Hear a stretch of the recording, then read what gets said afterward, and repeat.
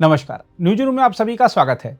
Chief of defence staff general Anil Chauhan ने operation सिंदूर के बारे में जो जानकारी साझा की है, वह न केवल भारत की सैन्य रणनीति का महत्वपूर्ण संकेतक है, बल्कि भविष्य के युद्धों की दिशा में भारत की सोच और तैयारियों को भी स्पष्ट करता है। हम आपको बता दें कि दिल्ली में आयोजित एक डिफेंस वर्कशॉप में बोलते हुए जनरल चौहान ने बताया है कि पाकिस्तान द्वारा 10 मई को किए गए ड्रोन और लोइटरिंग म्यूनिशन के इस्तेमाल को भारत ने सफलतापूर्वक विफल कर दिया था। उन्होंने कहा कि इस दौरान पाकिस्तान के तमाम प्रयासों के बावजूद भारतीय सेना या नागरिक संरचना को कोई नुकसान नहीं हुआ। उन्होंने कहा कि ऑपरेशन सिंदूर के दौरान पाकिस्तान ने हथियार रहित ड्रोन का इस्तेमाल किया।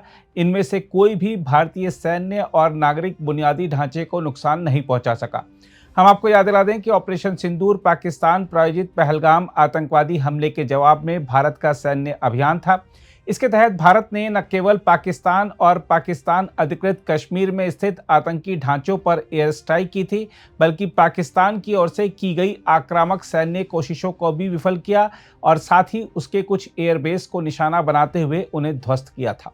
जनरल चौहान के अनुसार पाकिस्तान ने इस हमले के दौरान हथियार विहीन ड्रोन और लोइटरिंग म्यूनिशन का सहारा लिया, जिनमें से अधिकतर को भारत ने काइनेटिक और नॉन काइनेटिक यानी इलेक्ट्रॉनिक तरीकों से निष्क्रिय कर दिया। कुछ ड्रोन तो भारत के हाथ लगभग सही सलामत हालत में लगे, जो भारत की काउंटर ड्रोन क्षमता की सफलता का प्रमाण है। जनरल चौहान ने अपने भाषण में ड्रोन के बदलते सैन्य महत्व पर भी विस्तार से बात की। उन्होंने कहा कि ड्रोन तकनीक का विकास भले ही क्रमिक हो, लेकिन इसका सैन्य उपयोग अत्यंत क्रांतिकारी सिद्ध हुआ है। उन्होंने कहा कि आज के युद्धों में ड्रोन ने जिस तरह निर्णायक भूमिका निभाई है, उसे देखकर भारतीय सेना ने भी अपनी रणनीति में तेजी से बदलाव किए हैं। अब ये केवल निगरानी का उपकरण नहीं, बल्कि हमले और रक्षा दोनों में अहम भूमिका निभा रहे हैं। सीडीएस चौहान ने स्पष्ट रूप से कहा कि अत्याधुनिक तकनीक के लिए विदेशी कंपनियों पर निर्भरता भारत की तैयारियों को कमजोर बनाती है। यही कारण है कि भारत को अपने ड्रोन और काउंटर ड्रोन सिस्टम के लिए स्वदेशी तकनीकों का विकास करना होगा।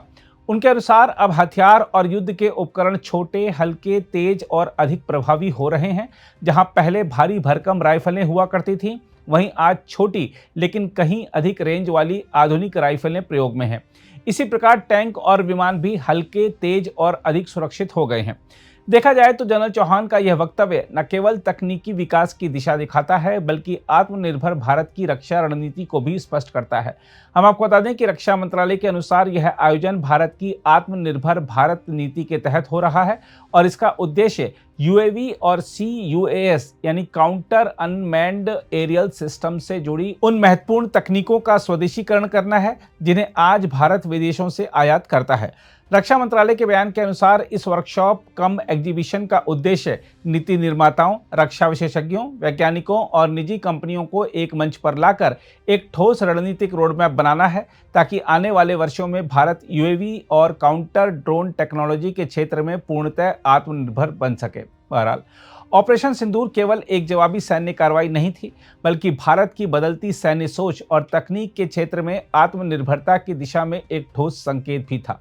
यह दिखाता है कि भारत अब न केवल अपनी सीमाओं की रक्षा के लिए तैयार है, बल्कि तकनीक के हर मोर्चे पर भी आत्मनिर्भर और सशक्त बनने के लिए पूरी तरह प्रतिबद्ध है। अगर आप भी लेना चाहते हैं देश दुनिया की तमाम जानकारी, तो आज ही सब्सक्राइब करें हमारे चैनल को। साथ ही नीचे दिए बेल आइकन को जरूर दबाएं, ताकि हर अपडेट आप तक पहुंच सके।